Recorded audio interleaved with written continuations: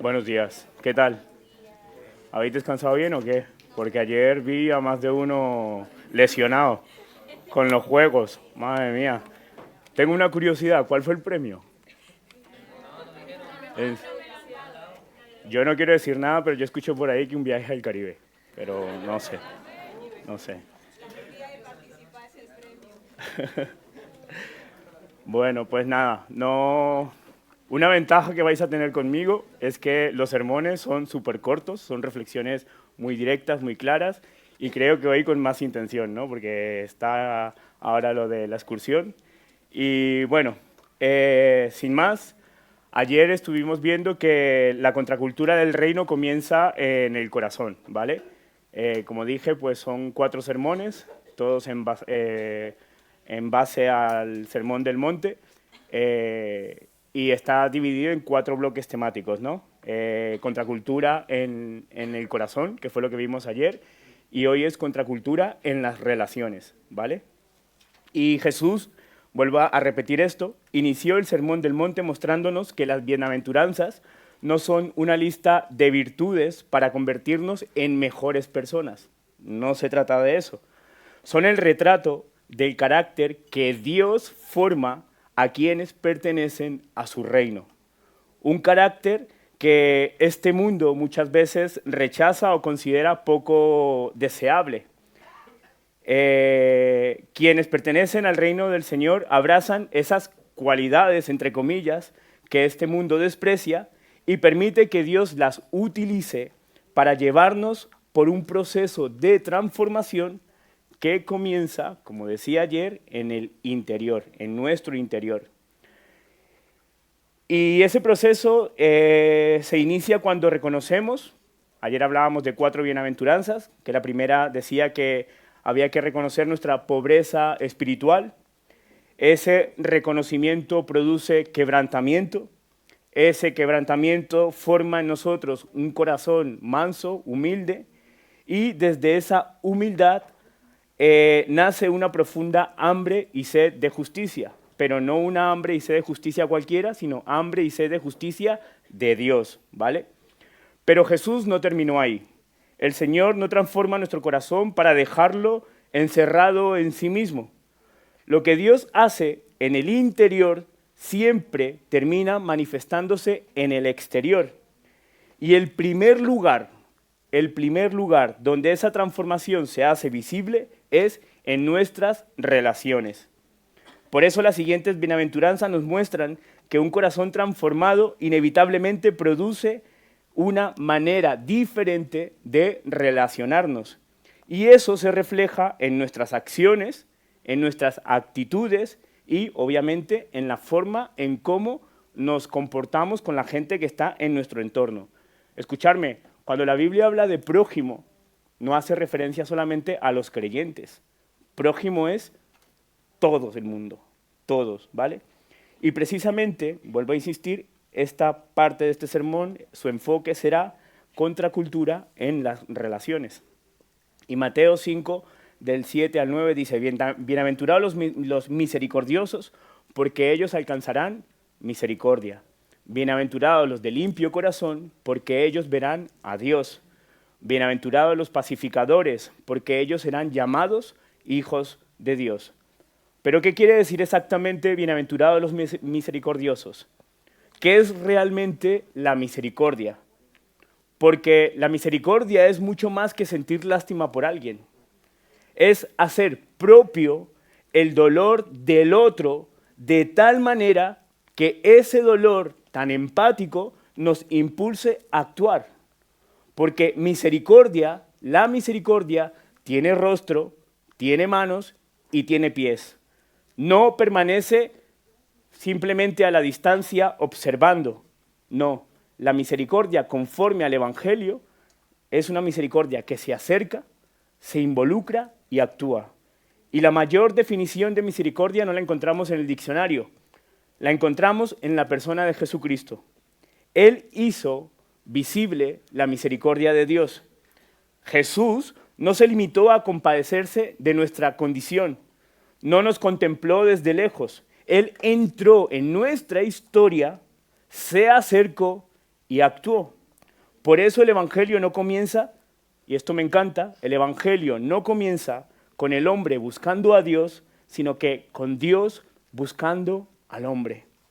No fuimos nosotros quienes subimos al cielo, fue Cristo quien descendió para encontrarse con nosotros. Y si hoy estamos llamados a mostrar misericordia, es porque primero nosotros fuimos alcanzados por esa misericordia, la misericordia del Señor. Ese Señor, ese Dios que vio la miseria de nuestro corazón y se acercó, porque esa es la composición de la palabra misericordia, miseria y corazón. Y Dios vio nuestra miseria, vio nuestra suciedad, vio nuestra incapacidad y se acercó.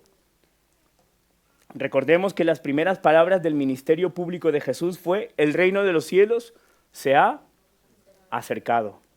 Y ser eco de su anuncio significa que tenemos que acercarnos también nosotros. Pero ojo, acercarnos con respeto, acercarnos con compasión, acercarnos con empatía y acercarnos a todos sin importar la condición. Ahora bien, conviene hacer una aclaración. Con frecuencia utilizamos la palabra gracia y misericordia como si fueran sinónimos. Y aunque están profundamente unidas, no significan exactamente lo mismo. Escucharme bien con esto. La gracia consiste en recibir lo que no merecemos, ¿vale? La misericordia consiste en no recibir lo que sí merecemos. Ambas revelan el amor de Dios, pero lo hacen desde perspectivas totalmente diferentes. Y una vez más, esa misericordia a la que Jesús nos reta es completamente una característica, una virtud contracultural. Vivimos en la cultura del mérito. Nos sentimos atraídos por los exitosos, por los admirados, por los influyentes, por los virtuosos, y tendemos a alejarnos de aquellos quienes han caído, de aquellos que han fracasado o que cargan con el peso de sus errores. Quizás uno de los lugares donde más se ha fortalecido esta mentalidad y se hace mucho más evidente es en las redes sociales. Hoy resulta mucho más fácil exponer públicamente la vergüenza de una persona que contribuir a su restauración. Y hablo en general, dentro y fuera de la iglesia. Es más fácil señalar un error que extender la mano.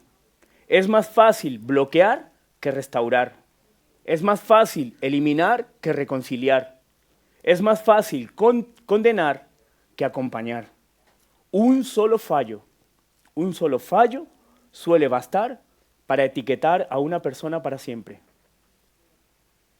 Cuesta cada vez más conceder una segunda oportunidad, porque esta cultura suele confundir precisamente misericordia con debilidad.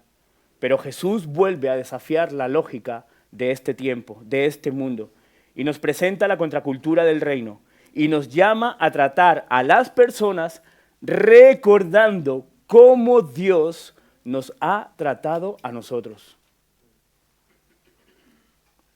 Ese tiene que ser nuestro enfoque a la hora de mirar al otro. Lo miro como Dios me mira a mí. No porque ignoremos el pecado, no porque lo minimicemos, sino porque reconocemos el poder de la gracia, vuelvo a repetir, aquello que jamás podríamos haber recibido por mérito, y porque también estamos llamados a ejercer la misericordia, devolver al otro lo que justamente merece, pero no lo hacemos. Quienes viven recordando la misericordia que reciben del Señor día a día, porque escucharme, la palabra dice que su misericordia se renueva para nosotros todos los días. Ahora mismo, un motivo de gratitud es decir: Señor, gracias porque una vez más, así como sale el sol, brilla tu misericordia para conmigo. Y es algo que no podemos perder de vista. Y cuando tenemos esto en mente, dejamos de mirar a los demás con superioridad. Quienes han sido perdonados muchas veces aprenden también a perdonar muchas veces, porque en cierto sentido comenzamos a reconocernos nosotros mismos en la fragilidad del otro. Y cuando eso ocurre, dejamos de juzgar desde la distancia para acercarnos precisamente con un corazón humilde. Por eso Jesús concluye esta bienaventuranza con una promesa extraordinaria. Bienaventurados los misericordiosos, porque ellos alcanzarán misericordia.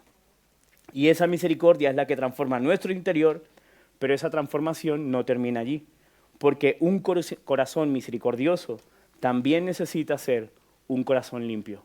Y esta es la segunda bienaventuranza. Bienaventurados los de limpio corazón, porque ellos verán a Dios. Pero ¿qué significa tener el corazón limpio? La Biblia habla del corazón, pero no se refiere únicamente a los sentimientos. Representa el centro de toda nuestra vida, el lugar de donde nacen nuestros pensamientos, nuestros deseos, nuestras motivaciones, nuestra voluntad. Jesús no está hablando simplemente de una conducta correcta. Está hablando de personas que son la misma persona cuando nadie las ve y cuando los ojos están puestos sobre ellas. Es una persona que es honesta y que es íntegra. Significa también que ya no quiere vivir con el corazón dividido entre Dios y sus propios ídolos, porque su mayor deseo es pertenecerle por completo al Señor. Y una vez más, el reino de Dios vuelve a chocar con la cultura que nos rodea, porque también vivimos en la era de la imagen. Lo importante es parecer exitoso, parecer feliz, parecer espiritual, parecer correcto. Hemos aprendido a cuidar nuestra imagen con enorme dedicación, pero con demasiada frecuencia prestamos poca o casi nada de atención al estado de nuestro corazón. Nos preocupamos más por nuestra reputación que por nuestro carácter. Nos inquieta más lo que otros piensen de nosotros que lo que Dios ve en nosotros. Casi todos mostramos una versión editada de nosotros mismos. Y digo nosotros porque incluso como creyentes nos dejamos llevar por las apariencias y la necesidad de aprobación. Y sin darnos cuenta, nuestro corazón deja de ser limpio y sincero delante del Señor. Y esto hace que poco a poco nos alejemos de Él. Poco a poco nos vamos alejando, porque vamos llenando el corazón de cosas que no son de Dios. Y muchos cristianos dicen, quiero conocer más a Dios, quiero experimentar más de su presencia, quiero ver su obra en mi vida. ¿Y sabéis lo que dice Jesús frente a este tipo de declaración? Dice, bienaventurados los de limpio corazón, porque ellos verán a Dios. Verán a Dios. El problema no es que Dios deje de estar presente. El problema es que en un corazón desenfocado y contaminado, este corazón pierde la sensibilidad para reconocer la presencia del Señor. En cambio, un corazón que está siendo purificado continuamente, aprende a contemplar a Dios cada vez más con mayor claridad. Conoce mejor su carácter, discierne con mayor facilidad su voluntad, disfruta de una comunión mucho más íntima, más cercana y más verdadera con Él. Escuchadme, la pureza, la limpieza de corazón no hace que Dios esté más cerca. Dios nunca, vuelvo a repetir, ha dejado de estar presente. Pero lo que hace la pureza de corazón es quitar todo aquello que oscurece nuestra visión para mirar y sentir que Dios está con nosotros. La pureza hace que podamos contemplarlo con mayor claridad. Y cuando dejamos que Dios cambie nuestro interior, ocurre algo extraordinario. Aprendemos a mirar a Dios, como vengo diciendo, con un corazón limpio, somos más sensibles a sentirlo, pero también aprendemos a mirar a los demás como Dios los mira. Miramos al prójimo como Dios los mira. Y nuestra manera de relacionarnos cambia. Dejamos de alimentar la división y comenzamos a convertirnos en instrumentos de reconciliación. Y precisamente por eso Jesús añade, bienaventurados los pacificadores, porque ellos serán llamados hijos de Dios. ¿Y qué es realmente un pacificador? Porque no es simplemente alguien que evita conflictos. Con frecuencia también aquí confundimos pacificador con ser pacífico, pero no son lo mismo. El pacífico evita los problemas. El pacificador entra en los problemas, pero para traer reconciliación. Y eso, ¿sabéis? Eso exige mucho valor, mucho valor. Vivimos también en la sociedad donde casi todo parece dividirnos. La política, la religión, las redes sociales, las diferencias generacionales, incluso hasta las propias familias parece que están divididas. Vivimos en una cultura donde el enfrentamiento, la rivalidad y la discordia se convierten en espectáculo. Es lo que atrae, es lo que se hace más viral. Mientras que la reconciliación rara vez llama la atención. Por eso, el pacificador del reino procura acercar a las personas entre sí y sobre todo conducirlas a Dios. Porque no podemos perder de vista que el Evangelio es ante todo la noticia de que Dios estaba reconciliando al mundo a través de Cristo. Por eso, como escribió Pablo, todo esto proviene de Dios, quien nos reconcilió consigo mismo por Cristo y nos dio el misterio de la reconciliación. Lo sabéis, ¿no? Que tenéis el ministerio de la reconciliación. Como hijos y como hijas de Dios, tenemos que reflejar este llamado, reflejar esto que hace parte del carácter de nuestro Padre Celestial, un Dios reconciliador, un Dios de paz. Por eso Jesús declara, bienaventurados los pacificadores, porque ellos, escuchar lo que dice, ellos serán llamados hijos de Dios. Hijos de Dios. En conclusión, estas tres bienaventuranzas nos muestran cómo vive una persona cuyo corazón está siendo transformado. Porque la misericordia cambia nuestra manera de tratar a los demás, la pureza transforma nuestra manera de mirar a Dios y mirar a los demás, y la paz se convierte en un fruto visible que cuando gobierna en nuestra vida y en nuestro corazón, nos ayuda también a ser reconciliadores hacia los demás. Por eso, mientras la cultura del mundo dice cada uno recibe lo que merece, nosotros, como parte de su reino, tenemos que decir no, yo extiendo la misericordia porque yo mismo he recibido lo que tengo por gracia. Mientras la cultura del mundo dice lo importante es la imagen, nosotros respondemos lo importante es la integridad del corazón. Mientras la cultura dice defiende tu posición, impón tu verdad, vence al otro, nosotros respondemos busco la reconciliación, construyo la paz. Y no sé si os estáis dando cuenta, pero una vez más, avanzando en las bienaventuranzas, Jesús nos vuelve a mostrar que Él no deja una lista de cualidades para admirar. Nos mostró el retrato de lo que es el carácter de Dios en nuestras vidas, del proceso que vivimos como parte de su reino en un proceso de transformación. O sea, no se trata de que seamos perfectos de manera inmediata, estamos continuamente siendo transformados. Y ese retrato sigue resultando extraño para el mundo en el que estamos. Porque, vuelvo a repetir, el éxito está por encima de la misericordia, la apariencia por encima de la pureza y la confrontación por encima de la reconciliación. Y ayer os pregunté, al ver las primeras 4 bienaventuranzas, ¿qué veía la gente de tu entorno en tu vida?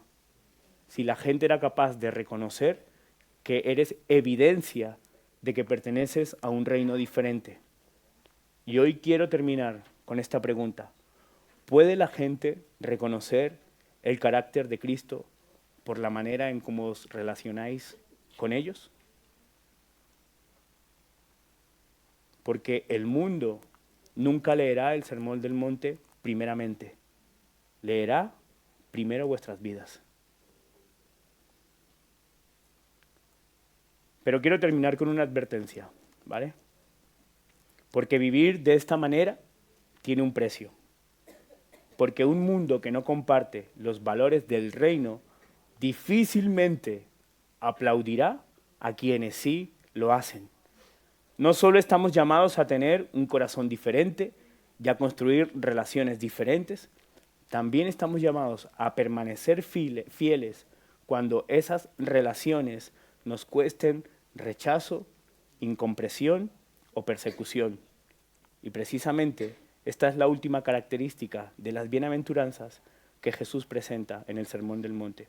Pero de esto hablaremos mañana, ¿vale? De esto hablaremos mañana. Así que os vuelvo a repetir la pregunta. ¿Puede la gente reconocer el carácter de Cristo por la manera en cómo relacionáis con ellos? Así que, una vez más, os invito a que tengamos un tiempo de reflexión para que cada uno en su corazón, delante de Dios, en sus propios pensamientos, pueda decir: Señor, examíname, y si lo reconoces, pide a Dios que te ayude, pero que de verdad seamos un ejemplo coherente de nuestra identidad de reino, de que vivimos a la contracultura de este sistema. ¿Bien?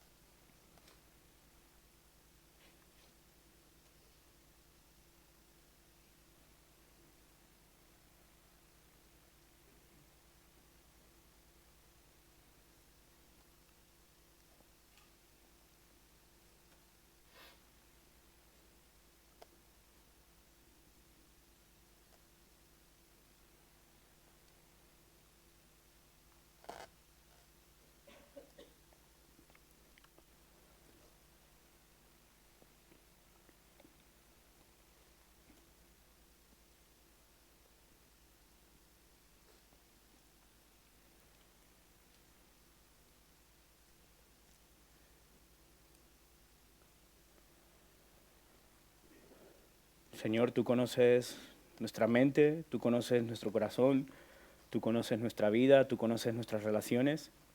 Y te pido, Padre, que seas tú obrando con tu poder, con tu gracia, con tu espíritu, con tu misericordia. Señor, que sigas transformando nuestras vidas, que nos hagas, Señor, como hijos tuyos, una referencia, un reflejo de tu reino aquí en la tierra.